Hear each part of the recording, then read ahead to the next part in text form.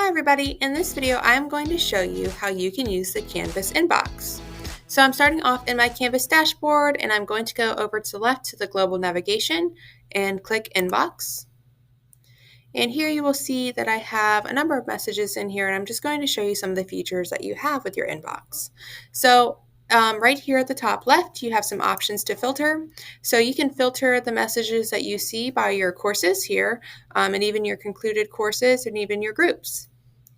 If you click this filter button with the inbox, the drop down, you can filter by the messages in your inbox, unread messages, starred messages, sent, archived, or submission comments. And then if you move over to the right, you can compose a new message.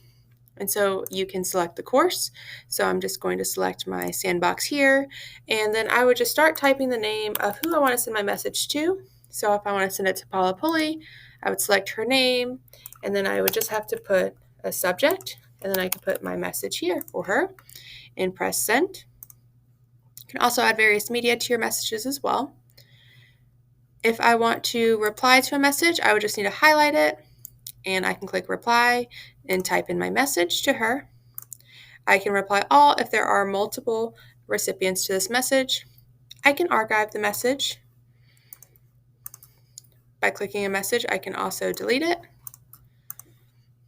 And if I click the gear icon when I have a message highlighted, I can mark it as unread, I can forward it to somebody else, or I can place a star next to it. If I click smallify, this just makes it so that it does not show the body of my messages on the left. It just makes it so I can see more messages here in this screen. And then here I can search for recipients that are in my courses.